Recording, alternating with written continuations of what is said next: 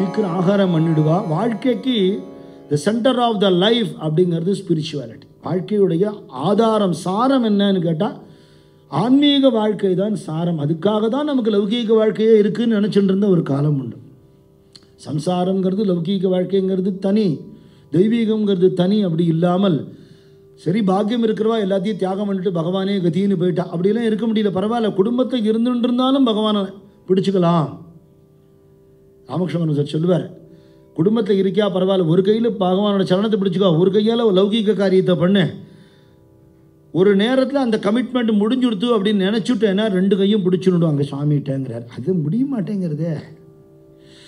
முதல்ல என்ன சொல்கிறா, பிள்ளை பொண்ணுக்கெல்லாம் கல்யாணம் ஆகட்டுங்கிறா. அப்புறம் கல்யாணம்னா பேரம் பேத்தி பிறக்கல, கோயில் கோயிலாக ஏறி இறங்கிட்டு இருக்காங்கிறா. அப்புறம் பிறந்து கொடுத்துனோடனே அது ஸ்கூல் அட்மிஷன் வாங்கணுங்கிற, அப்புறம் குழந்தைய பார்த்துக்கணுங்கிற. எங்கேருந்து விமோச்சனம்? அலை ஓய போகிறதில்ல, சமுத்திர ஸ்நானம் பண்ண போகிறது இல்லைங்கிற மாதிரி ஆயிடுது. ஏதாவது ஒரு கட்டத்தில் ஆஃபீஸ்லேருந்து ரிட்டையர் ஆகிற மாதிரி ஒரு கட்டத்தில் மனசை உள் பக்கம் திருப்பிக்கணும். அப்படி பண்ண முடியுமோன்னா முடியாதுங்கிறதுனால உடம்புல தெம்பு இருக்கும்போதே பகவன் நாம ஸ்மரணையிலையும் சத்சங்கத்திலையும் வாழ்க்கையில் ஒரு போர்ஷன் அதுக்கு கொடுத்துடும். ஒரு பகுதி அசோனி சம்சாரி ஜிகுவே வேகு கரீனா, குடும்ப வாழ்க்கையில் இருந்து கொண்டு நாமாவுக்கு நாக்க கொடுத்துடுன்ட்டு அப்படி பண்ணிட்டு இருந்தா வயசாகி ஏதோ தபஸ் பண்ணணும் நிஷ்ட பண்ணணும்னு இல்லை, வாழ்க்கையில் அது ஒரு அங்கமாகவே இருக்கும் இல்லையா? அப்படி தான் இருந்திருக்கார். அப்போ அம்மா ஒரு நாள் அவரை அழைச்சா, கண்ணா ரொம்ப சந்தோஷமாக இருக்குது, நீ வாழ்க்கை நடத்துகிற விதம் எல்லாருக்கும் பிரயோஜனமாக இருக்க. மனுஷ வாழ்க்கை எடுத்தவன் அடுத்த வாழ்க்கை பிரயோஜனமாக இருக்கான். தபோவனத்தில் ஒரு சமயம் ஒரு ஆரஞ்சு பழம் யாரோ கொடுத்தா சுவாமிகிட்ட, அதை கையில் வச்சுட்டு இருந்தார். சுவாமி சொன்னார், இந்த பழம் சாப்பிட்டா ருச்சியாக இருக்குது, தாகத்தை தீர்க்கும், பசியை தணிக்கும், உடம்புக்கு புஷ்டியை கொடுக்கும்.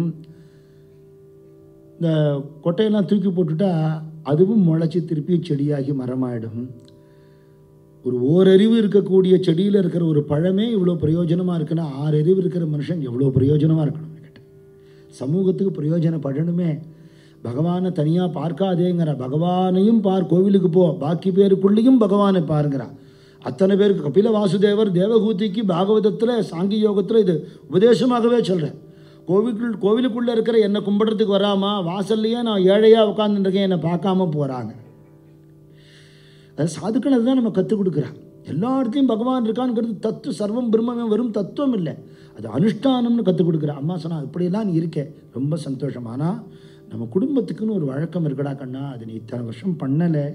என்னம்மா, உன்னுடைய அப்பா தாத்தா எல்லாம் பண்டர்பூருக்கு வார்க்கரி யாத்திரை போவான். வார்க்கரின்னு என்ன தெரியுமா? நம்ம என்ன சொல்கிறோம், பானுவாரம், சோமவாரம், மங்களவாரம்னு சொல்கிறோம் இல்லையா? வாரம்னு சொன்னால் தினம்னு அர்த்தம். தமிழில் வாரம்னா வீக்குன்னு எடுத்துகிட்டு இருக்கோம். ஒரு நாளுக்கும் வாரம்னு பேர். அந்த ஒரு தினத்திலையும் எப்பவும் யாருமே பண்ணக்கூடிய ஒரு காரியங்கிறது நாம சங்கீர்த்தனம் ஒன்று தான். இப்போ ஆற்றுல ஏதோ யாரோ காலமாயிட்டா அப்படின்னா இந்த 13 நாளைக்கு நெத்திக்கிட்டுக்காமல் சந்தியாவனம் பண்ணுறது. சந்தியாவனம் பண்ணுற வாழை சொல்கிறேன், மொத்தமாக விட்டுட்டு வாழை பற்றி பேச்சே இல்லை.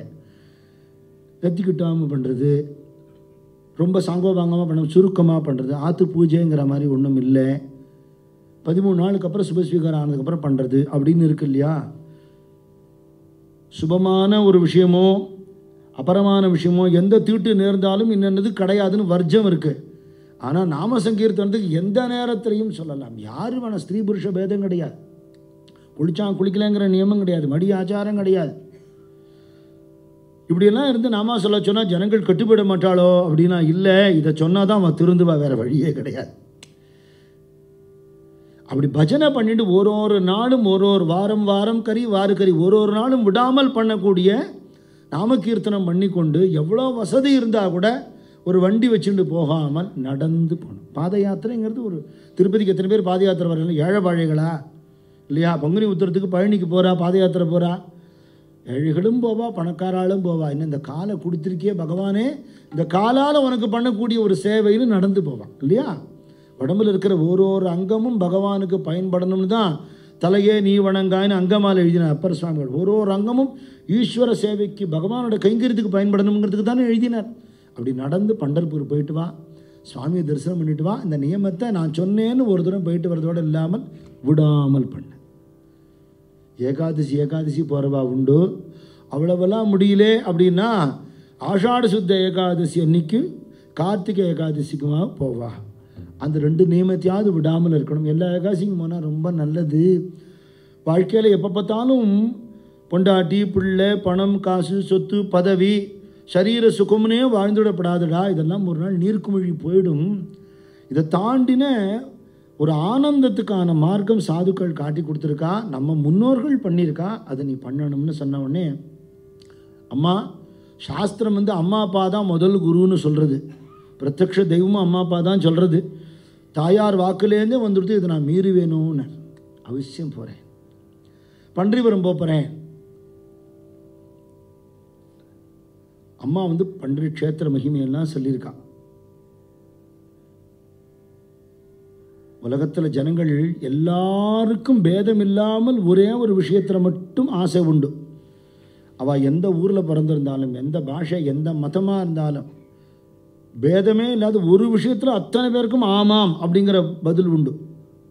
பஜனைக்கு வரையிலன்னா எல்லாரும் ஆமான்னு சொல்ல மாட்டான். பூஜைக்கு வரையிலன்னா எல்லாரும் ஆமான்னு சொல்ல மாட்டான். எல்லாரும் எதுக்கு ஆமான்னு சொல்ல, வாழ்க்கையில் சுகமாக இருக்கணுமானா ஆமாம் ஆமாம் அவ்வளோ பேர் அதான் சொல்லுவேன். அது எந்த கடையில் கிடைக்கும் போய் 1 கிலோ 2 கிலோ சுகம் வாங்கிட்டு வர முடியுமான்னு அந்த பேரில் ஏதாவது பிராண்டில் ஏதாவது ஒரு ஐட்டம் இருந்தால் வாங்கிட்டு வரலாம். அப்போ அந்த சுகமாக இருக்கிறதுக்காக என்ன பண்ணுறா, வாழ்க்கையில் பின்னாடி சுகமாக இருக்கணுங்கிறதுக்காக முன்னாடி ரொம்ப கஷ்டப்படுறா.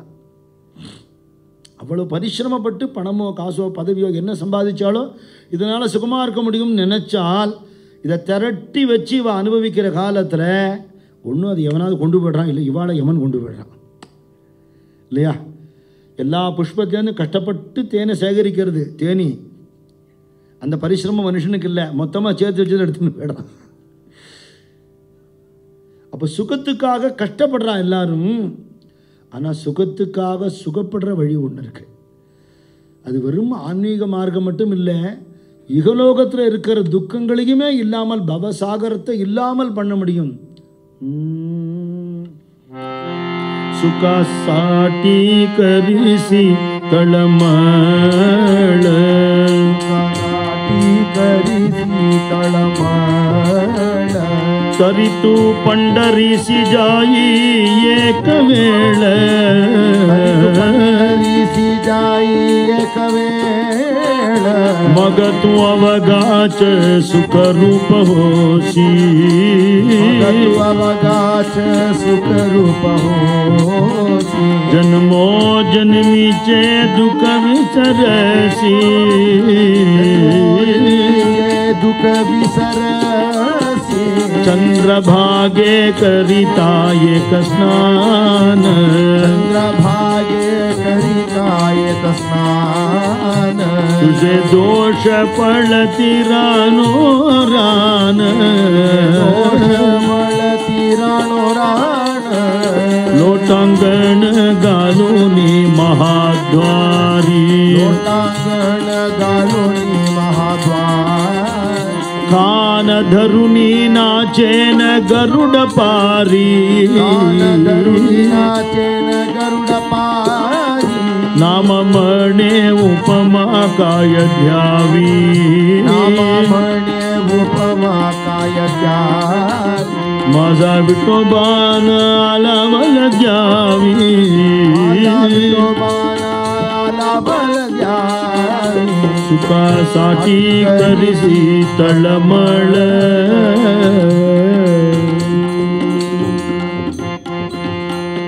சுகம் வேணும்னு நினைக்கிறேன், ஆனால் சுகம் கிடைக்கல.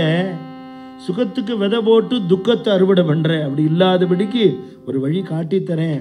சாதுக்களோட பஜனை பண்ணிட்டு தரித்து பண்டரிசி ஜாயி ஏகவேள ஒரு தரம் பண்டரிபுரத்துக்கு சாதுக்களோடு போயிட்டு வா.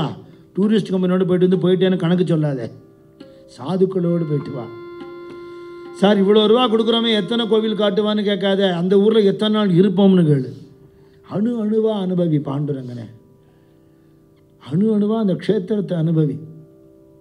அந்த மாதிரி ஒரு தரம் போயிட்டு வந்துட்டேன்னா அதுக்கப்புறம் அவள் வேண்டாம் நீயே ஓடி போயிடுவேன். அவள் முதல்ல வழிகாட்டுறதுக்கு அவளோட போனோம், அதுக்கப்புறம் நீ 10 பேர் ஆக்ஷன் போவேன்.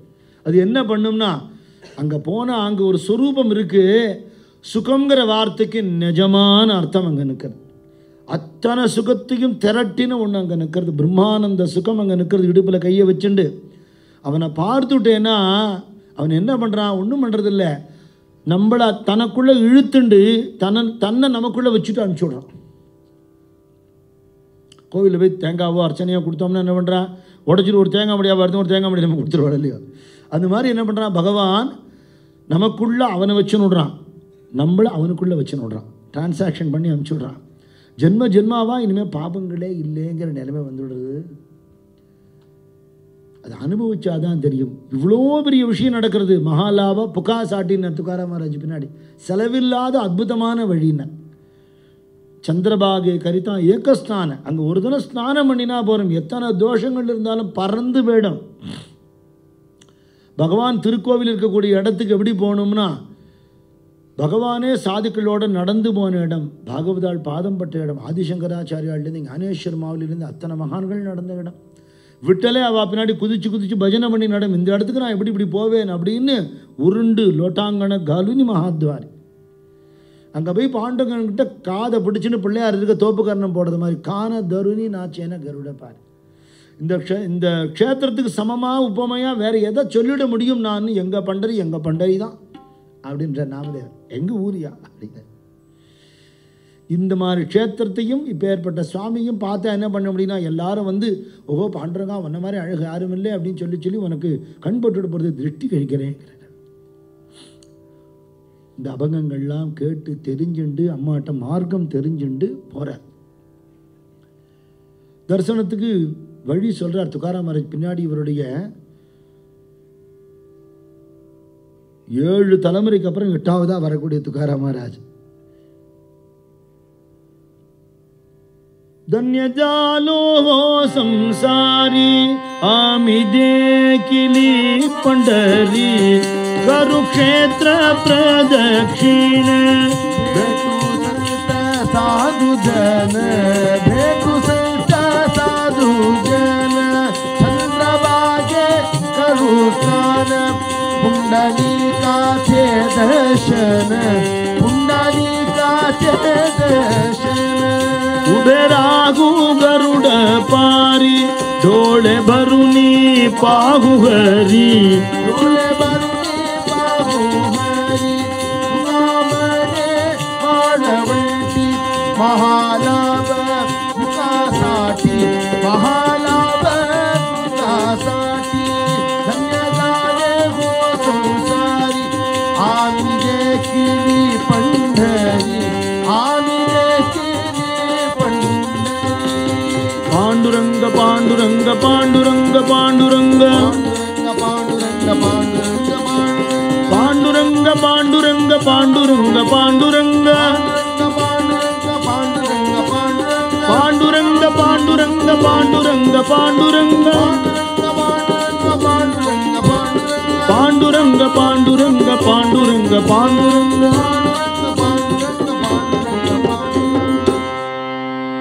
பாட்டு பாடும்போது எங்கெல்லாம் கூட பாட முடியாது. நாமாவளி தான் உங்களுக்கு சான்ஸ், விட்டுவிடாதீங்க. சம்மன் உறக்கா பாடுங்க. யார் யார் உறக்கா பாடாலும் விட்டல் பார்த்துட்டு இருக்கார். கருங்ஷேத்திர பிரதட்சணம், க்ஷேத்திரத்தை பிரதட்சணம் பண்ணி பஜனை பண்ணி இந்த சாதுக்களை தரிசனம் பண்ணி சந்திரபாகால ஸ்நானம் பண்ணி நதிக்கரையில் இருக்கிற புண்டலீகனை தரிசனம் பண்ணி அவரால் தானே நமக்கு விட்டல் கிடைச்சார். பக்த புண்டலீகனால தானே. கோவிலுக்குள்ளே போய் கருட கம்பத்துக்கிட்ட நின்று நாம சங்கீர்த்தனம் பண்ணிட்டு உள்ளே போய் பாண்டவனை கண்ணால் கண் நிறைய பார்க்கணும். அங்கே போய் கணத்தை பண்ணி விட்டலா பாண்டுரங்கா அப்படிங்கப்பட நல்லா திறந்து டோலே பருனி பாக்குவார். இந்த வாழவண்டிங்கிற அந்த சந்திரபாகாவோட மணல் கரை இருக்கே, இந்த சுகம் வைகுண்டத்தில் உண்டான்னு விட்டார். மகாலாபம் கிடைக்கக்கூடிய இடம் இல்லையா, செலவே இல்லாமல். இந்த கிரமத்தை அவர் பிற்காலத்தில் பாடினார் விஸ்வம்பர் மகாராஜ். அந்த கிரமத்தில் போயிட்டு வந்தார், சாதுக்களோட ஆடி பாடி பஜனை. இப்படி ஒரு ஆனந்தம் இருக்கு. அம்மா உனக்கு நமஸ்காரம், எனக்கு இப்படி ஒரு வழியை காட்டினியே. மாய பாப்ப பிண்ட பாலியலே மாயான்னு ஒரு அபங்கத்தை துக்காராம் மகாராஜ் சொல்றார். அம்மாவும் அப்பாவும் சாப்பாடு போட்டு உடம்பை காப்பாற்றுவா, சாதுக்கள் தான் ஆத்ம போஷணம் பண்ணுவான்னு. அம்மாவும் அப்பாவுமே உடம்பையும் பார்த்துட்டு நமக்கு பக்தியும் கொடுத்துட்டானா நம்மளை மாதிரி பாக்கியசாலிகள் யார்? நம்ம வீட்டில் இருக்கிற அம்மா அப்பாவே நமக்கு குருவாக போயிட்டா அப்படின்னுட்டு அதை விட பாக்கியம் என்ன இருக்குது? அவன் மூலமாகவே சத்சங்கம் கிடச்சிடுத்துன்னா அப்படி கிடச்சி ஆனந்தமாக பண்டரிபுரம் போனார். சந்திரபாகாவில் ஸ்நானம் பண்ணினார், க்ஷேத்திர பிரதட்சணம் பண்ணினார். சாதுக்கள் எங்கேயாவது இருக்காளா அப்படின்னு பண்டரிபுரத்தை தேட வேண்டிய அவசியம் இல்லையா. டாயி டாயி சந்தமிழாலேவான், நீ கண்ணால் யாரை பார்க்குறியோ அவர் ஒரு மகாத்மானுட்டார். ஏன்னா வேறு யாரும் அந்த ஊரில் இல்லை. அத்தனை பேரும் சாதுக்கள் நிரம்பின க்ஷேத்திரம். அவள் என்ன தொழில் பண்ணுறவாளாக இருக்கலாம், எந்த குலமாக வேணா இருக்கலாம், சட்டுன்னு ஞானேஸ்வரன் ஒரு ஸ்லோகம் சொல்லுவா, ஒரு அபங்கம் பாடுவா, ஒரு அர்த்தம் சொல்லுவா, கண்ணில் கரகரகரன்னு தண்ணி வந்துடும். அப்படி ஒரு பாவ பக்தி இன்றைக்கி நம்ம பார்க்க முடியாது. இன்றைக்கி பார்க்க முடியறதுன்னா இது எவ்வளோ வருஷத்துக்கு முன்னாடி? நாமதேவர் காலம், விஸ்வம்பர் மகாராஜ் கிட்டத்தட்ட 779 வருஷத்துக்கு முன்னாடி தான் அவர் காலம். ஒரு க்ஷேத்திரம் பூரா சாதுக்கள், எங்கே பார்த்தாலும் நாம சங்கீர்த்தனம் அப்படின்னு சுவாமியை பார்க்கறதுக்குள்ளேயே அவருக்கு இப்படி ஒரு திகட்ட அப்படி ஒரு ஆனந்தம். அப்படி உள்ளே போகிறார், கோவிலுக்குள்ளே போனால் சுவாமியை தரிசனம் பண்ணுறார். எப்படி பார்க்கணும்னு நமக்கு ஞானேஸ்வர மகாராஜ் சொல்லித்தரார். கண்களாகிய தோழிகளேங்கிறார். அந்த நேரத்தில் ஏதாவது கசக்கி கொட்டி நேரத்துக்கு எடுத்துடாதீங்கோ, நன்னா அப்படி திறந்து இப்படி பாருங்க. பார்க்கறதுனால என்ன பண்ணணும், கண் வழியாக அவனை அப்படியே உள்ளே இழுத்து உள்ளே வச்சுக்கணும். நிர்விஷ்ய கரண விவரை அரதோங்க தாபம்னு ருக்மிணி பாடினா பாகவதத்தில். காது வழியாக கண்ணன் உள்ளே பூந்துட்டானா, கண் வழியாக உள்ளே போகிறதுக்கான ஒரு வழி. இந்த கண்ணை படைச்சதே கண்ணனை பார்க்கறதுக்கு தானே. அவன் சாட்சாத் பரபிரம்மஸ்வரூபம்னு வேதம் எதை சொல்கிறதோ அது ஒரு சகுண சாட்சாத்கார ரூபமாக பண்டரியில் நிற்கிறது. நம்மளை மாதிரி ஹிருதயம், என்ன மாதிரி ஹிருதயம் வறண்டு போனவா கூட, பக்தி இல்லாதவா கூட அங்கே போனால் அது விக்கிரகம் இல்லை பகவான்னு தோன்றதுன்னுட்டா சாதுக்களோட ஹிருதயம் அப்படி இருக்கும். பக்தி இல்லாதவாளுக்கு பக்தி கொடுக்கக்கூடிய ஒரு மூர்த்தி, சின்மய மூர்த்தி. நீலமேக சியாமணனா பகவான் இடுப்பில் கையை வச்சுண்டு மஞ்சள் பட்டாடை உடுத்துக்கொண்டு பீதாம்பரதாரியாக, வேற எந்த சுவாமிக்கும் இப்படி ஒரு திலகமே கிடையாது. சிவபெருமானை இப்படி இட்டுடுவா, பெருமாள்லாம் இப்படி இட்டுடுவா. இது மேலேருந்து கீழே வராப்புல விசித்திரமான ஒரு திலகமே ஆச்சரியமானது. என்னை கேட்பா சில பேர், இதுக்கு ஏதாவது ஒரு அர்த்தம் இருக்கான்னு கேட்பா. நீங்கள் சொல்கிறதுனால நான் யோசிச்சு சொல்கிறேன்னு சொல்லுவேன். ஆரம்பமும் முடிவும் இல்லாதது பரபிரம்மம், அதனால் அது ஒரு சர்க்கிள் மாதிரி பூரணமாக இருக்குது. அந்த பரபிரம்மம் கருணையால் இறங்கி வந்த ரூபம் தான் பாண்டுரங்கன்னு சொன்னேன். பரபிரம்மலிங்கம் பஜே பாண்டுரங்கம்னு ஆச்சாரியால் பாடிவிட்டாரு. அந்த பரபிரம்மன் நமக்கு ஒரு ரூபம் எடுத்துன்னு வந்திருக்கு. என்ன அடையிறதுக்கு ஒன்றால் முடியாது, ஒன்றை தேடி நான் வந்துட்டேங்கிற காருண்ய ரூபந்தான் பாண்டுரங்கன். விஷயம் தெரியுமோ தெரியாத வேத அத்தியனம் பண்ணினவோ பண்ணாதவனோ பாப்பியோ புண்ணியவானோ அகஸ்மாத்தா ஒரு தரம் பண்டரிபுரம் வந்து என்னை பார்த்துட்டானா அவனை நான் விடவே மாட்டேன்னு விட்டல் பிடிச்சுன்னு விட்றான். அந்த சுவாமியை பார்த்தார். ஆஹா, பரபிரம்மத்தை பார்த்துட்டேனே, இந்த உடம்போடு நான் வந்து தெய்வ தரிசனம் எனக்கு கிடச்சி விடுத்தே.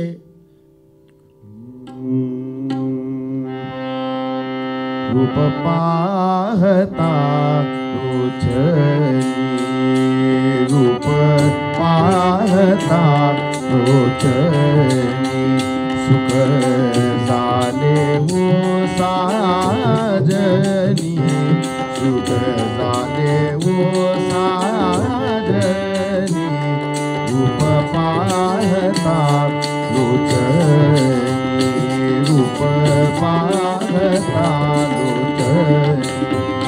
तोहा विठ्ठल वरवा तोहा माधव बरवा तोहा विठ्ठल वरवा तोहा माधव बरवा तोहा माधव बरवा रूप पाहता रोचनी सुख जाने वो साधनी रूप पाहता रोचनी बहुत सुकृतांची जोडी बहुत सुकृतांची जोडी मनी विठ्ठली आवडी म्हणी विठ्ठली आवडी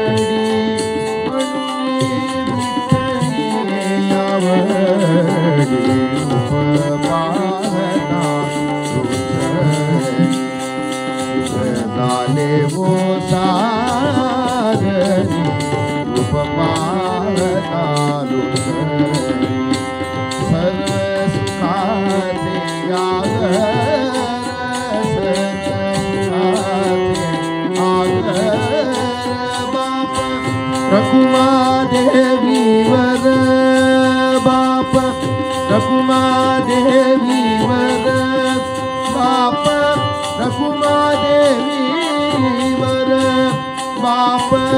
उमादेवी वर रूप माता सुखदाने वो साजनी रूप माता सुख जाले हो साजनी. ஆஹா, என்ன அழகு என்ன அழகு! அப்படி பார்த்து ரசிச்சு போயிட்டார். மனசுக்குள்ள விட்டலை வாங்கிண்டார். கண்ணு எமக்கவே இல்லை. இவர் யாருன்னா பரவான எங்கும் பரவி இருக்கிற பரம்பொருள்னு அர்த்தம். எங்கும் பரவி இருக்கிறது எல்லா இடத்துலையும் தான் இருக்கிற. பார்க்க முடியலையே, நான் இப்படி வந்தால் தானே என்னால் பார்க்க முடியும். என் கண்ணுக்கு அவ்வளோதானே சக்தி. அதனால அந்த விட்டலன் அந்த மாதவன் ஒரு வடிவம் எடுத்துன்னு இதோ பாரு இடுப்பில் கையை வச்சு நிற்கிறார். இப்படி சாமியை பார்க்கறதுக்கு எப்படி கிடச்சிதுன்னா பகுத்த சுகிருத்தாச்சி ஜோடி, ஜென்ம ஜென்மாவாக பண்ணின புண்ணியங்களோட பலனால ஒரு தரம் விட்டலான்னு சொல்ல கிடச்சிடுத்து. அந்த நாமா சொன்னதுனால அவனே கிடச்சிட்டான். இதுக்கு மேலே எனக்கு வாழ்க்கையில் வேறு என்ன வேணுங்கிற நிறைவு ஏற்பட்டு போயிடுத்து. பண்டரிலேருந்து கிளம்ப மனசு வரல. விட்டலை ஆலிங்கனம் பண்ணிட்டார், கட்டிண்டார். ஒரு குழந்தைய கட்டிக்கிறாப்புல, 10 வயசு குழந்தைய கட்டிக்கிறாப்புல ஒரு சந்தோஷம் ஏற்பட்டது. அந்த திருமேனியை தடவி தடவி கொடுத்தார். கண்ணில் தாரதாரியாக ஜலம் வருது. எனக்கு இப்போவாவது கடைசியே பாண்டுறங்கான்னு நினச்சிட்டார். இத்தனை நாளாக ஒன்று விட்டுட்டேனடான்னு நினச்சிட்டேன். இத்தனை நாளாக விட்டுட்டேனடா, தெரியாமல் போயிடுத்தேடா. இருக்கிற இடத்துலேருந்து பக்தி பண்ணலாம், நல்லவனாக இருக்கலாம், சத்சங்கம் அது வேறு விஷயம். ஒன்று இப்படி பார்க்குற ஒரு பாக்கியம் கிடச்சி கொடுத்தா இதுதானே நிறைவு. அப்படி ஒரு சந்தோஷம் ஏற்பட்டது. நிறைய திரவியமெல்லாம் கொண்டு வந்துருந்தார். அதனால் அங்கே எல்லாருக்கும் ஏகாதசி முடிஞ்சு துவாதசி எனக்கு அத்தனை பேருக்கு சமாராதனை பண்ணினார். திரையோதசி சதுர்தசி முடிஞ்சு பௌர்ணமிக்கு அப்புறம் கிளம்பி ஊருக்கு வந்தார். பிரசாதமெல்லாம் எடுத்துன்னு வந்தார்.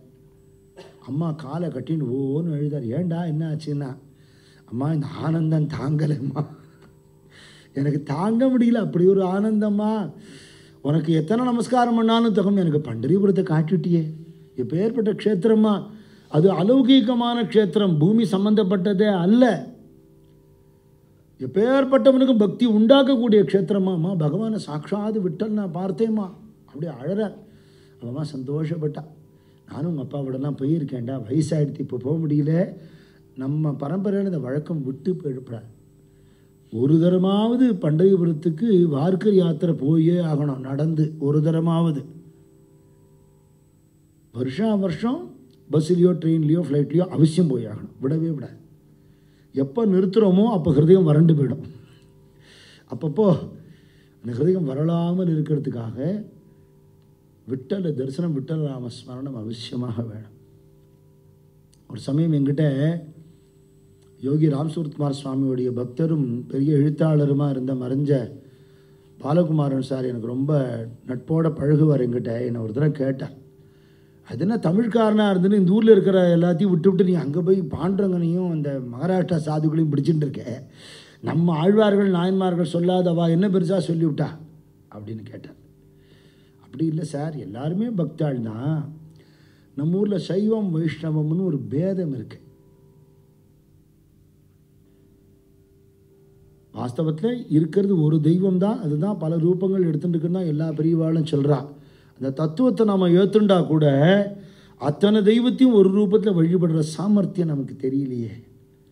அதனால் இவ்வளவுமா சேர்ந்து ஒரு வடிவமே பகவான் எடுத்துனுட்டாங்க. சகல தேவாச்சா நியந்தானே, எல்லா தேவதைகளுக்கும் நியமிக்கிறவன் நியாமகன் மட்டும் இல்லை, அவனே எல்லாமாகவே இருக்கான். அவனே சிவனாக, அவனே பெருமாளாக, அவனே எல்லா தெய்வமாக இருக்கான், அவனே பரபிரம்மமாக இருக்கான். அந்த சுவாமி மேலே பாடின பக்தாளும் பார்த்தேன்னா பல்வேறு விதமான குலத்தை சேர்ந்தவா, வெவ்வேறு விதமான சந்தர்ப்ப சூழ்நிலைகள்லையும் பகவத் பக்தியை விடாமல் பகவானை பாடி, ஏதோ கோவிலுக்கு போனால் பகவானை பார்த்தா அனுகிரகம் கிடச்சிது, ஒரு ஜோதி ரூபம் தரிசனம் கிடச்சிது இல்லாமல் அவள் வீட்டில் ஒத்தனா பாண்டுங்கன்னு அவளோட விளையாடிருக்கான், அவளுக்கு சேவை பண்ணியிருக்கான். அவளுக்குள்ளே இருக்கிற அந்த பிரேமை இருக்கே, அதை வர்ணிக்க வார்த்தை கிடையாது. அந்த அபேத பக்திங்கிற ஒரு விஷயந்தான் நமக்கு வித்தியாசப்படுறது. சிவன் கோயிலுக்கு போகிறவா எல்லோரும் பெருமாள் கோயிலுக்கு போக மாட்டேங்கிறா, பெருமாள் கோயிலுக்கு போகிறவா எல்லோரும் சிவன் கோயிலுக்கு போக மாட்டேங்கிறா. ஸ்மார்த்தாளுங்கிறவா வேறு, நல்லா புரிஞ்சுக்கணும். சைவம் வேறு, வைஷ்ணவம் வேறு, ஸ்மார்த்தா வேறு. ஸ்மார்த்தா மட்டும்தான் இங்கேயும் போவா அங்கேயும் போவா இல்லையா.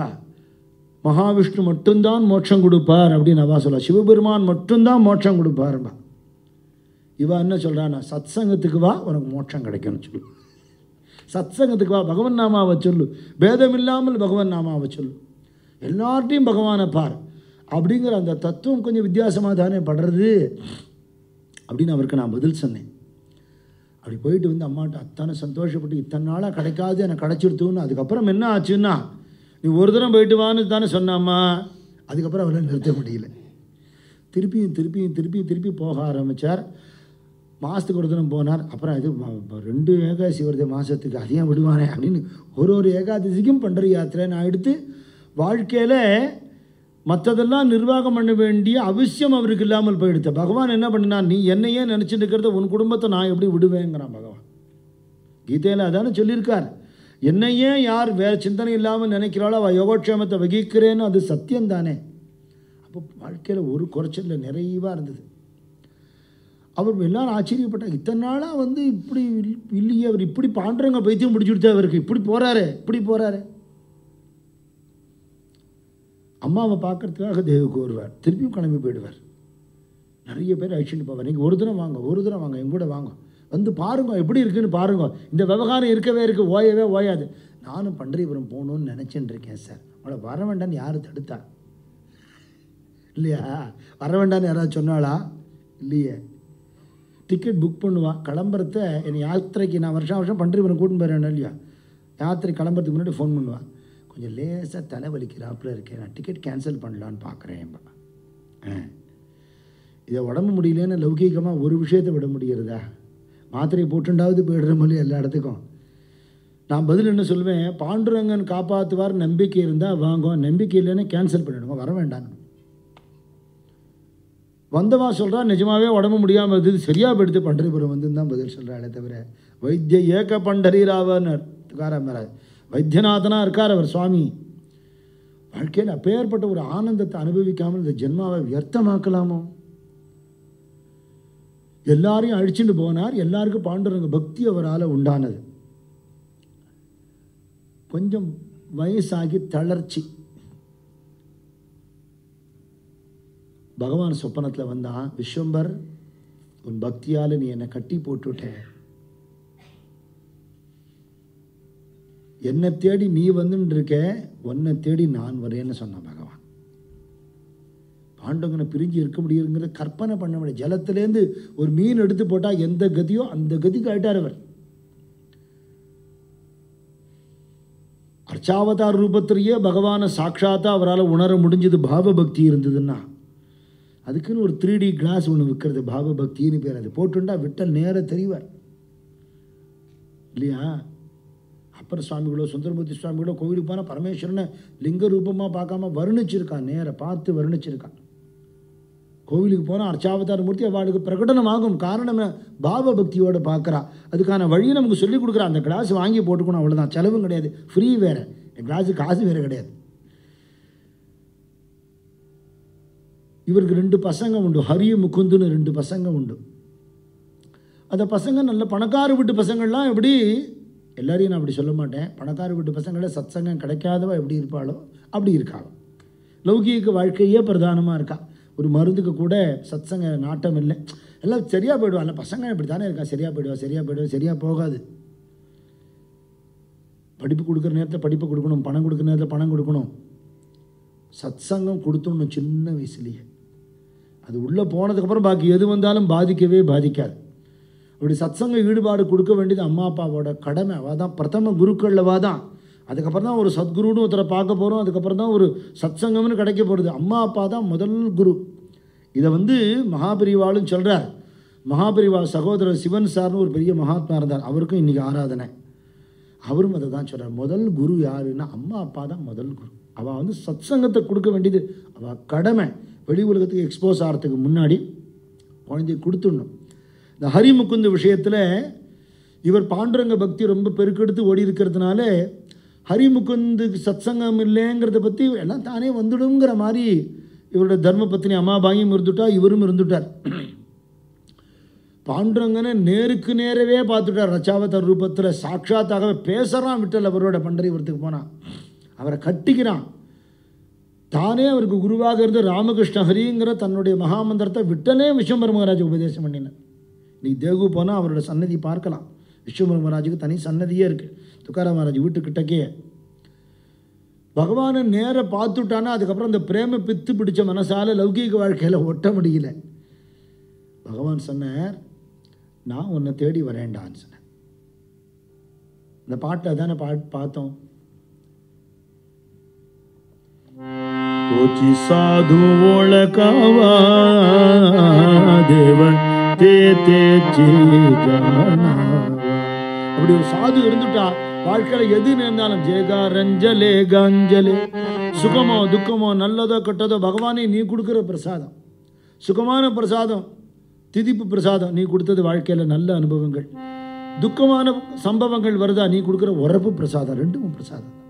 அப்படி யார் நினைக்கிறாளோ தோச்சி சாது உலகாவா தேவதே தேச்சி ஜானாவா. உலகத்தை நினச்சி நினச்சி சாதாரண மனுஷாளோட போராடி போராடி மண்டையை உடச்சிட்டு மனசு கடினமாக போய்டுறது. நாட்டில் எங்கெங்கே என்னென்ன கெடுதல் நடக்கிறதுங்கிறது தான் பேப்பரில் போட்டிருக்கான், நியூஸில் பார்க்குறோம்.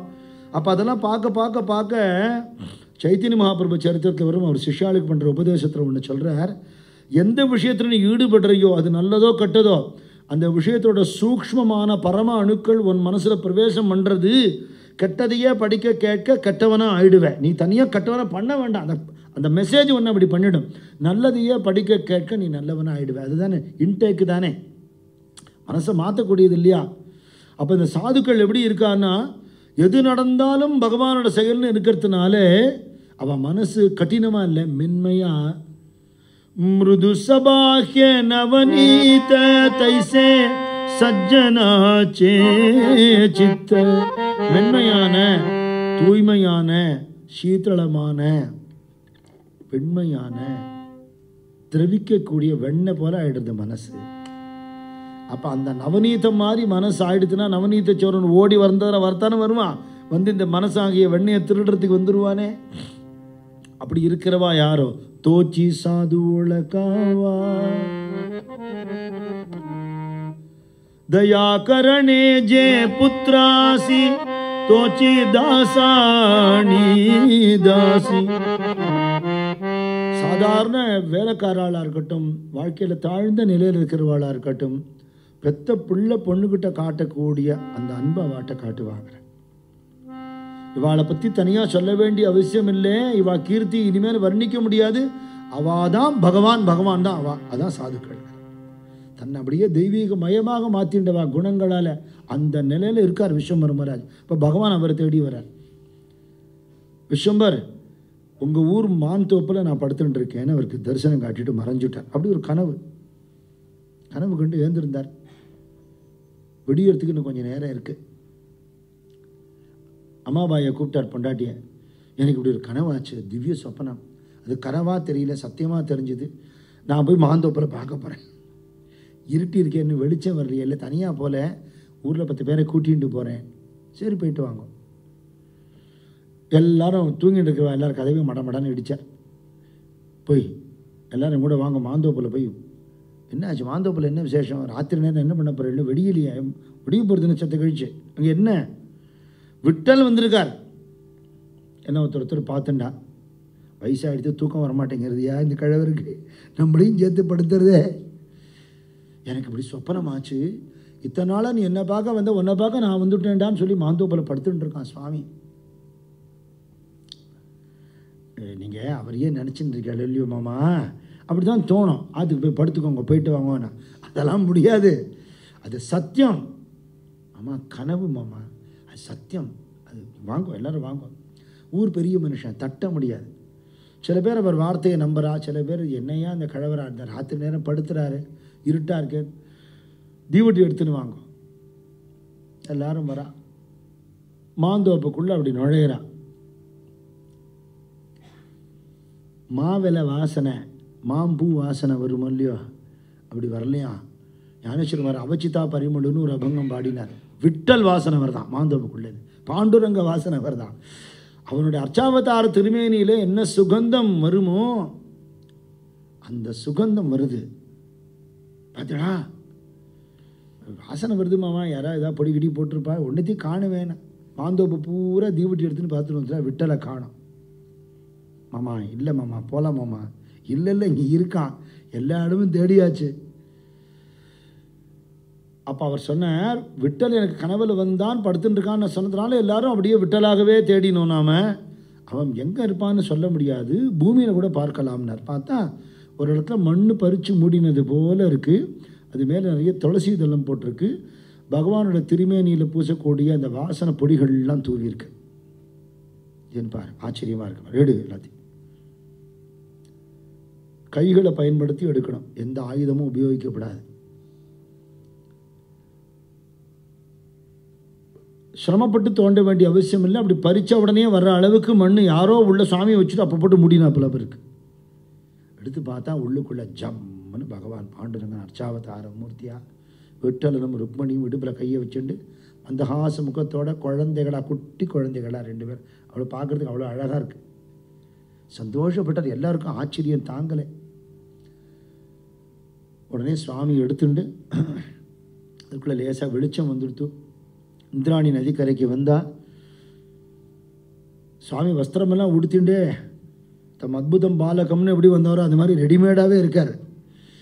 வஸ்திரத்தெல்லாம் எடுத்து சுவாமிக்கு அபிஷேகம் பண்ணி, இந்திராணி தீர்த்தத்தால் எல்லாம் பாலெல்லாம் எடுத்துன்னு வந்து அபிஷேகம் பண்ணி, வேத மந்திரங்கள் சொல்கிறவெல்லாம் கூப்பிட்டு வேத மந்திரம் சொல்லி ஜம்முன்னு வஸ்திரம் உடுத்தி நெத்திக்கிட்டு துளசி மாலை போட்டு அலங்காரம் பண்ணி அவ்வளோ அழகு சுவாமி. கரையில் ஒரு இடத்துல சின்னதாக ஒரு கூரை மாதிரி போட்டால் இதை கோவிலாக கட்டிவிடணும்னு தீர்மானம் பண்ணினார்.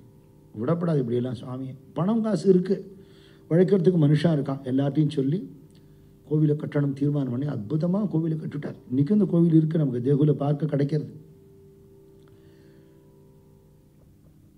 கும்பாபிஷேகம் ரொம்ப பெருசாக ஏற்பாடு பண்ணினார்.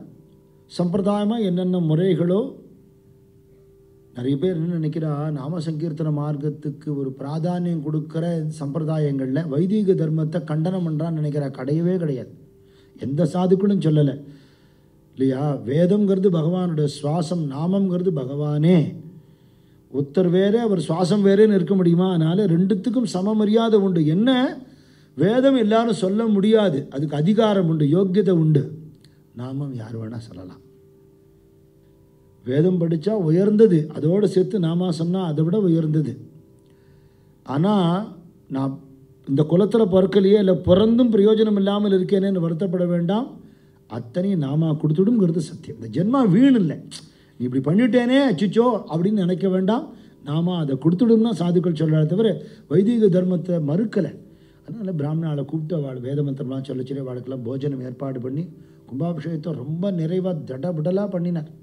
விஸ்வம்பர் மகாராஜ் பகவானை கட்டின்றார். உள்ளே போய் விட்டல் கேட்குறார், ரொம்ப சந்தோஷம் எனக்கு, அழகாக கோவில் கட்டி எனக்கு உற்சவம் எடுத்துட்டேன். விஸ்வம்பர், உனக்கு என்ன வேணும் கேளு. நான் என்ன பண்ணிட்டேன், நீ இவ்வளவு கருணை பண்ணுறிய என் மேலேங்கிற. நான் என்ன பண்ணிட்டேன்? அம்மா சொன்னாலும் ஒரு தடவை பண்டரிபுரத்துக்கு வந்தேன் பாண்டுறங்க, அதுலேருந்து என் பைத்தியமாக ஆகிட்டேன் உன் மேலே. என் மனசு உங்ககிட்ட போயிடுது.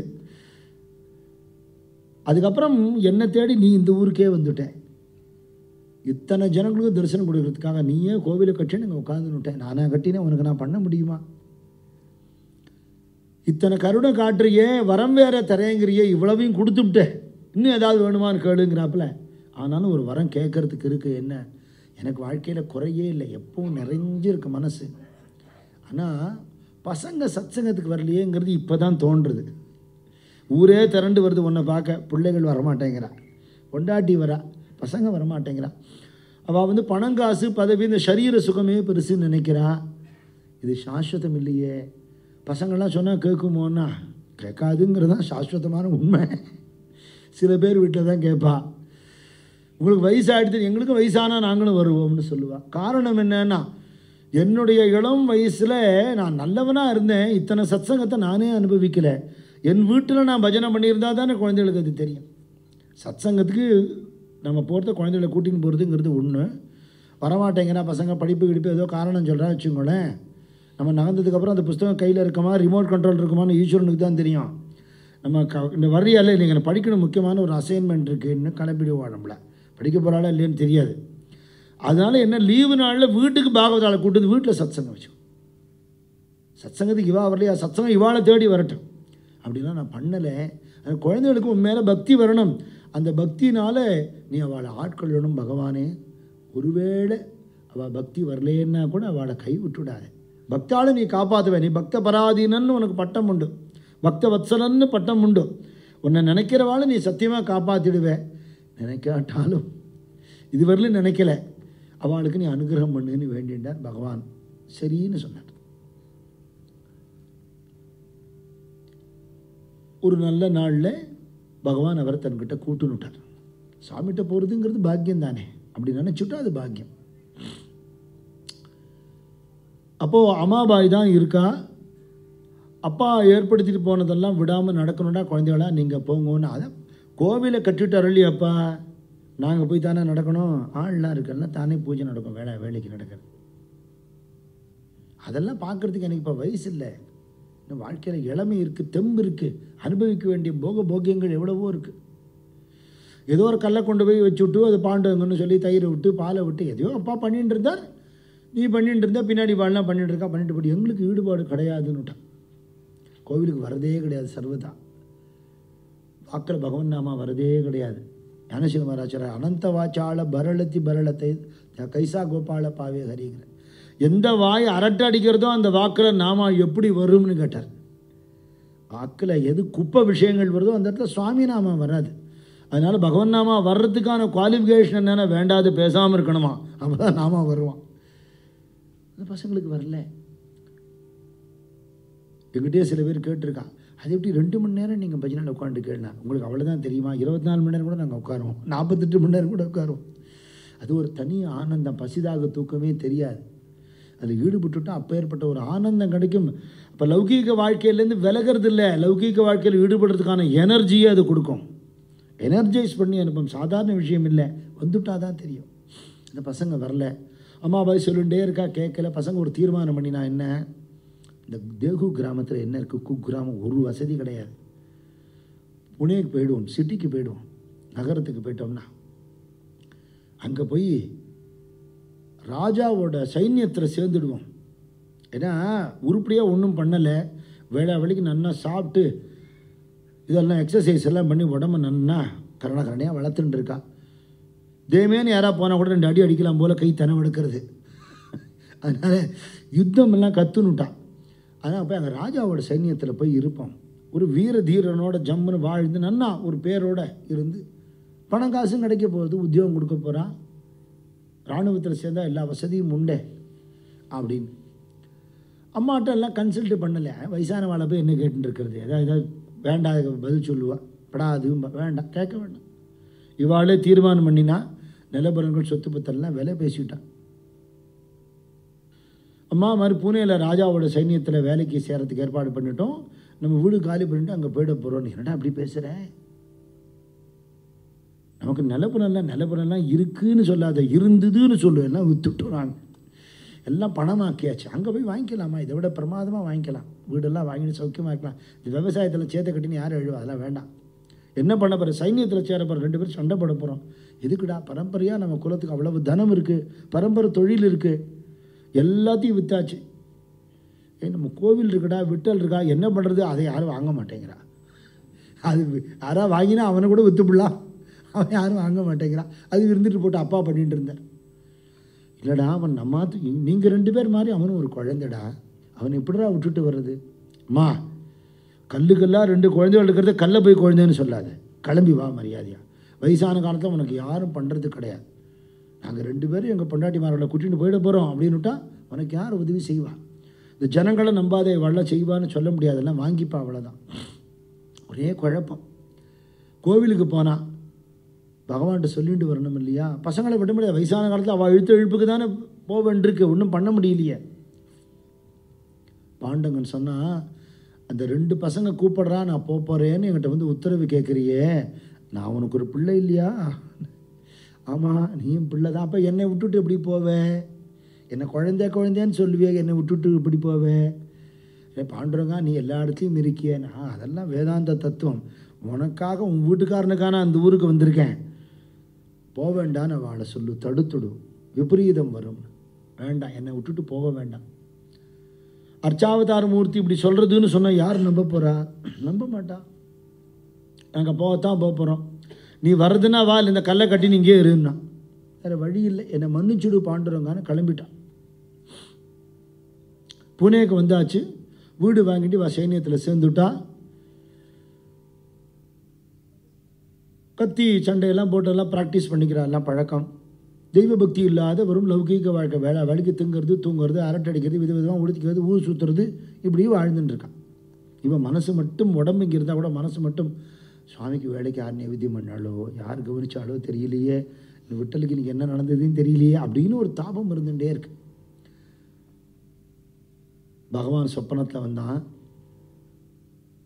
திருப்பி கிளம்பி ஊருக்கு வந்துருங்கோன்னா. வேண்டாம், அங்கே இருக்க வேண்டாம், விபரீதமாயிடும், வாழ்க்கையே நஷ்டமாக போகிறது, வேண்டாம். காத்தாலேயே இந்த ஒன்று சொன்னான். அப்படியாம்மா, வயசான தூக்கம் வராதுமா, அப்படி தான் இருக்கும், வேணா வைத்தியத்தை கூட்டின்னு போய் மருந்து வாங்கி தரேன், குளிகையெல்லாம் கொடுப்பார், நல்லா தூக்கம் வரும்னா. இல்லைடா, விட்டல் கனவுல வந்தார், நீ அதையும் நினச்சின்னு இருக்கே, அப்படி தான் வரும். கோவிலுக்குள்ளே போனாலே அது ஒன்றும் பேசுகிற மாதிரி தெரியல, அது கனவுல வந்து பேசித்தோ அப்படின்னு பரிகாசம் பண்ணுறான். சில நாள் ஆச்சு, திருப்பியும் சுவாமி கனவுல வந்தார். இன்னைக்கு யுத்தம் வரப்போகிறது, உன் 2 குழந்தைகளும் மரணம் அடைய போகிறா, நான் சொன்னேன்னு சொல்லி வர சொல்லுன்னுட்டார். அது அம்மா சொன்ன உடனே இவ 2 பேரும் சிரிக்கிற, ஓஹோ இன்றைக்கி அப்படி சொன்னாரா, பரவாயில்லையே, யுத்தம் வருதுன்னா சந்தோஷம், அதுக்கு தானே இத்தனை நாளாக பயிற்சி பண்ணிட்டு இருக்கோம், அதுக்கான ஒரு வாய்ப்பு கிடச்சி கொடுத்தேன். யுத்தத்துக்கு போகிறோம்மா, அநேகமாக செத்து போயிடுவோம், பாண்டவன் தான் சொல்லிவிட்டானே, உன் கையால் கடைசி சாப்பாடு போடு எங்களுக்கு. ஒரு அம்மா எவ்வளோ வேதனைப்படுவா பாவம், உன் கையால் கடைசி தாம்பூலம் கொடு, நாங்கள் வரமாட்டோம், கடைசியாக எங்களை ஒரு தரம் பார்த்துக்கோ. ஏன்டா அப்படி பேசுகிற, இந்த புத்திர பாசம் கட்டி போடுறது. வழக்கம் போல் அவள் கிளம்பி அரண்மனைக்கு போக வேண்டியவா, சாப்பிட்டுட்டு கிளம்புற நேரத்தில் தகவல் வந்துடுத்து, நிஜமாகவே யுத்தம் வந்துடுத்து. அது வந்து பரிகாசம் பண்ணின்றதும் அப்போ தான் கொஞ்சம் ஆச்சரியமாக அம்மாவை பார்க்குறான். ஆனால் கவலைப்படலை, இதுக்கு தானே எதிர்பார்த்துட்டு இருந்தோம்னு போனால், யுத்தத்திலே 2 பேரும் மரணம் அடைஞ்சிட்டான். சாகர தருவாயில் நினச்சிட்டாலாம், ஆஹா விட்டல் சொன்னார்னு சொல்லி அம்மா சொன்னது சத்தியமாக ஆயிடுத்தே, அப்பா அத்தனை பக்தி பண்ணி பாண்டவனை நேராக பார்த்துருக்காருன்னு அம்மா சொன்னால், நம்ம அதெல்லாம் தெரிஞ்சிக்காமல் போயிட்டோம். ஒரு மகாத்மாவுக்கு பிள்ளையாக பிறந்து அதை அனுபவிக்காமல் போயிட்டோமே. பாண்டுரங்கா உன்னை இதுவரையிலும் நினைக்கல, இப்போ உன்னையே நினைக்கிறேன், காப்பாத்துன்னு அழுதாளாம். யுத்த காலத்தில் அவளுக்கு தரிசனம் கொடுத்து அவள் 2 பேர் பிராணனை தனக்குள்ளே சுவாமி எடுத்துனுட்டான். ஜென்மா பூரா ஒன்றுமே பண்ணலை. ஆனால் விஸ்வம்பர மகாராஜோட பிள்ளைகள் இந்த பரம்பரையை ஆட்கொள்ளணும்னு கேட்டுவிட்டாரு, அந்த அனுகிரகம் பண்ணித்தானே ஆகணும். அம்மா பாய் அழுதா, நான் சொன்னேனே கேட்கலையே. ஹரி முகுந்தன் 2 பசங்க, 2 பேரும் போயிட்டான். முகுந்தோட மனைவி அந்த காலத்து சம்பிரதாயப்படி சதி உடன்கட்டை ஏறிவிட்டான், சித்தையில் ஏறி உட்காந்துனுட்டா. அப்படியே பெரியவ கர்ப்பவதியாக இருந்ததுனால அவள் உடன்கட்டை ஏறலை. அவளோட திருப்பியும் ஊருக்கு வந்துட்டான். எதிரிகள்லாம் உள்ளே புந்து இவள் வீடெல்லாம் சூறையாடி விட்டா, ஒன்றுமே மிச்சம் இல்லை. ஊருக்கு வந்து கோவிலில் போய் அழறா, எல்லாத்தையும் பறிச்சுட்டியே பாண்டுரங்கான்னா. ஏன் நான் இருக்கேனே. அப்போ ஊரை விட்டு கிளம்புறதே ஏன் நான் இல்லையான்னு கேட்டான். இப்போ நான் இருக்கேனே, எல்லாம் ஒரு நாள் போய்த்தானே ஆகணும். இந்த நிகழ்வு நடக்கக்கூடாதுங்கிறதுக்காக நான் தடுத்தேன், கேட்கலையவா. சத் சங்கத்துக்கு யார் வராளோ, குரு சரணத்துக்கு யார் வந்தாலோ தலைவிதியை கூட குரு மாற்றிடுவார். இல்லைன்னா பிராரப்தத்தை அனுபவிச்சு தான் ஆகணும். பகவான் சொன்னால் கவலைப்படாது, எனக்கு யாரும் இல்லையா, கடைசி காலத்தில் எனக்கு யார் செய்வான்னா, உனக்கு நான் இருக்கேன்னு சொல்கிறேன் இல்லையா, உனக்கு அத்தனையும் நான் பண்ணுறேன். அர்ச்சாவதார மூர்த்தியாக இல்லை, உனக்கு நான் உன் பிள்ளைகள் பண்ண வேண்டியதை நான் பண்ணுறேன்னு பகவான் வாக்கு கொடுத்தான்.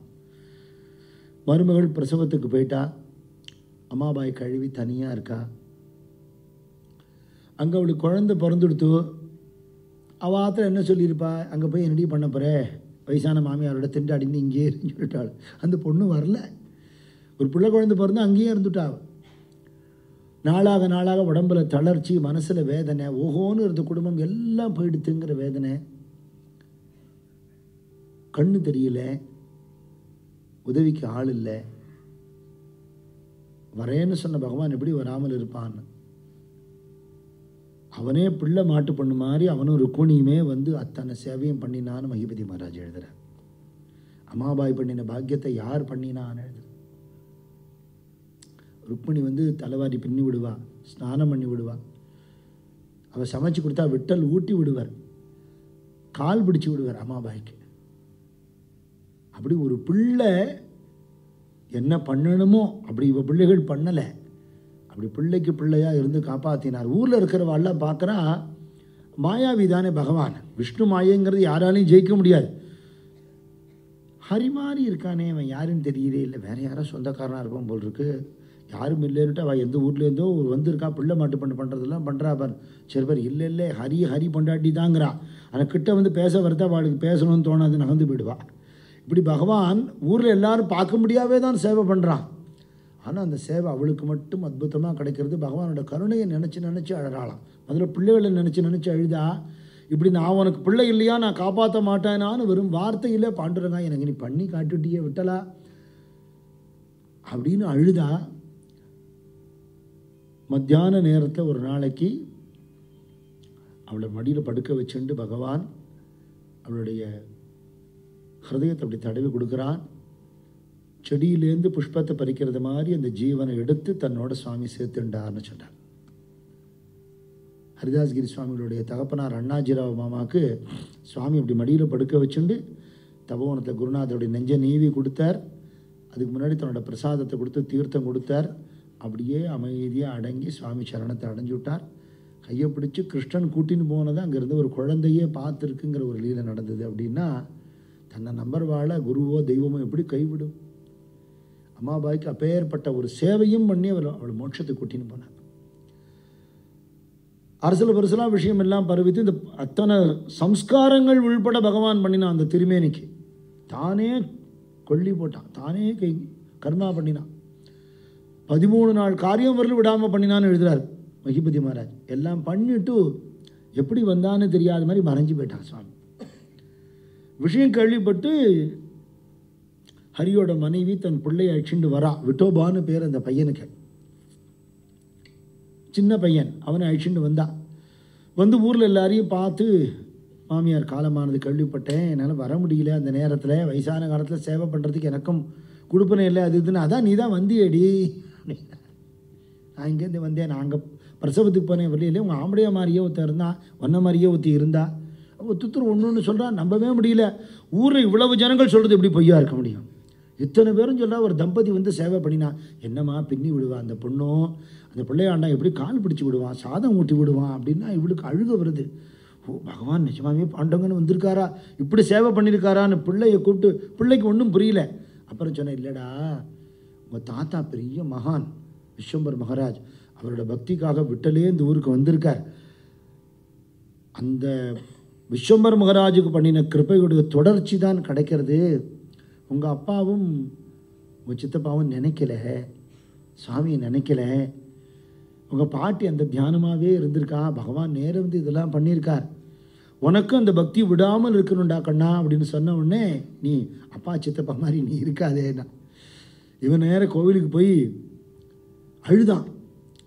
எங்கள் குடும்பத்தோட பெருமையெல்லாம் இப்போ தான் நான் கேள்விப்பட்டேன். பக்தி இல்லைங்கிறதுனால அவள் அழிஞ்சு போயிட்டா, அவளுக்கு நீ பக்தி கொடுத்து அவளை ஆட்கொண்டு இருக்கலாமே, இதுதானா நீ காட்டுற கருணைன்னா. பகவான் சொன்னான், என் கருணையில் என்றைக்குமே ஓரவஞ்சனை கிடையாது. நான் எச்சரிப்பேன், மார்க்கத்தை காட்டுவேன். கொஞ்சம் ஒரு லெவலேசம் நினச்சிட்டா போகிறேன், நான் முழுக்க வாழை காப்பாற்றுவேன். ஆனால் லௌகீகத்தை நினைக்கிறவாளுக்கு லௌகீகம் கிடைக்கும், என்ன நினைக்கிறவாள் தானே நான் கிடைப்பேன், நான் என்ன பண்ணுறது அப்படின்னு சொல்லி, இன்னிலேருந்து நீ என்னை பிடிச்சிக்கோ, விடாதே, பெரியவா உங்கள் முன்னோர்கள் காட்டின மார்க்கத்தை பிடிச்சிக்கோ, உன் பரம்பரையை நான் காப்பாற்றுறேன்னு சுவாமி சொல்ல, அந்த ஹரியுடைய பிள்ளையான விட்டோபா, அவருக்கு பாதாஜி அப்படிங்கிறவர் பிள்ளை, அந்த பரம்பரையை சொல்லிட்டு வர. அவருக்கு சங்கர்னு பிள்ளை, அவருக்கு கண்ணையாங்கிறது பிள்ளை, அவருக்கு போலோபாங்கிறவர் பிள்ளை. இந்த போலோபாங்கிறவர் தான் துகாராம் மகாராஜுடைய தகப்பனார். அப்பேற்பட்ட பாக்கியசாலியான போலோபா மகாராஜ் அவள் பரம்பரையில் காட்டின மார்க்கத்தின்படியே இவரும் வார்க்கரி யாத்திரை பண்ணினார். நல்ல வசதியான குடும்பம், 24 வருஷ காலம் வார்க்கரி யாத்திரை பண்ணியிருக்கார். சந்ததி பிராப்தியே உண்டாகலை. ஊரில் எல்லாரும் மதிக்கிற அளவுக்கு ரொம்ப நிறைவான வாழ்க்கை வாழ்ந்துட்டு இருக்கார். அப்படி பக்தி உண்டு. ஞானேஸ்வரி மகாராஜோட ஞானேஸ்வரி பாராயணம் பண்ணுவார், ஏகநாத பாகவதம் பாராயணம் பண்ணுவார், நாமதேவரோட அபங்கங்கள் காத்தாலாம் பாராயணம் பண்ணுவார், கபீர்தாசரோட தோகாலாம் பாராயணம் பண்ணுவார். எல்லா சாதுக்களுக்கும் தன்னால் முடிஞ்சதெல்லாம் பண்ணுவார். யார் ஏழை ஜனங்கள் எப்போ வந்து கேட்டாலும் எது கேட்டாலும் இல்லைன்னு சொல்லாமல் கொடுப்பார். அப்படி ஹிதமான ஒரு மனுஷன். சந்ததி பிராப்தி இல்லைங்கிற ஒன்றை தவிர வேறு குறையில்லாமல் இருந்தது. ஒரு நாள் கனவில் பிரம்மா விஷ்ணு மகேஸ்வரன் 3 பேரும் தரிசனம் கொடுக்குறா. போலோபா மகாராஜ் உனக்கு என்ன வேணும்னு கேட்குறான். சந்ததி பிராப்தி வேணும்னு கேட்குறார். பரமேஸ்வரனும் பிரம்மதேவனும் கொடுத்தோம்னு சொல்கிறான். பாண்டுரங்கன் கேட்குறார் என்ன மாதிரி குழந்தை வேணும்னு கேட்குறார். இவன் 2 பேரும் கொடுத்துட்டேன்னுட்டா எப்படி வேணும்னு கேட்குறார். உன்னையே நினச்சிட்டு பக்தி பண்ணக்கூடிய ஒரு மகாத்மாவா, ஏன்னா மகான்களுடைய அபங்கங்கள் தான் நான் படிக்கிறேன், அப்படி ஒரு மகான் எனக்கு வேணும்னு.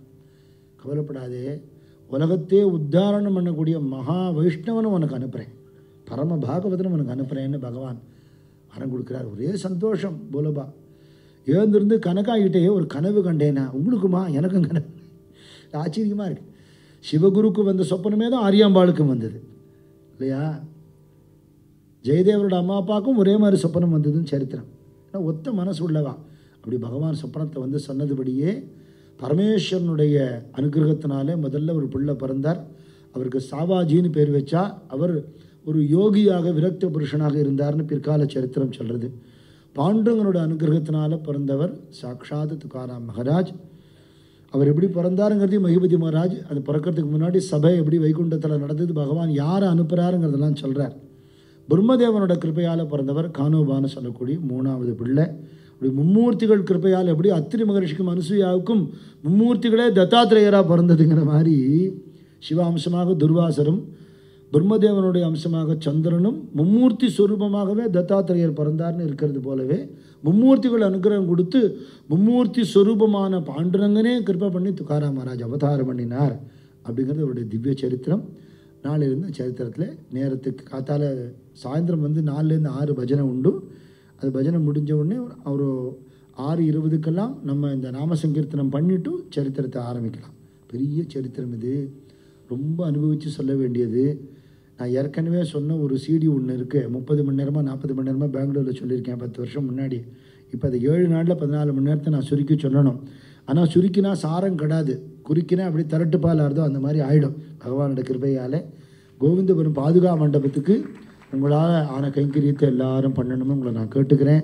அது சம்மந்தமான பத்திரிகைகள்லாம் வாங்கிட்டு போங்கோ. பகவான் நமக்கு நிறைய செல்வத்தை கொடுக்குறான், நிறைய செலவு பண்ணுறோம். பண்ணுற செலவு சந்திரசூரியால் இருக்கிற மட்டுக்கும் இருக்கக்கூடிய ஒரு கோவிலுக்கு பயன்பட்டதுன்னா அந்த கோவிலில் எத்தனை சத்சங்கம் நடக்கிறதோ அத்தனை புண்ணியமும் நம்ம பரம்பரைக்கு உண்டு இல்லையா? இதை விட பெரிய பாக்கியம் கிடையாது. அதனால் அவசியம் எல்லோரும் பங்கெடுத்துக்கணும்னு கேட்டுக்கிறேன். அந்த பத்திரிகைகள்லாம் வாசலில் தருவா, எல்லாரும் அவசியம் வாங்கிக்கோங்க. 2வது உபகாரம் நீங்கள் பண்ண வேண்டியது, நிறைய பேர் சத்சங்கத்துக்கு அழிச்சுன்னு வாங்க. அவள் எனக்கு கூட்டத்துக்காக சொல்லலை, யாரெல்லாம் கேட்குறாளோ கேட்குறவாளுக்கு அந்த மகானோட அனுகிரகம் கிடைக்கும். அதுக்காக தெரிஞ்ச வாட்ட சொல்லி எல்லாரையும் சத்சங்கத்துக்கு வரும்படியாக சொல்லுங்க.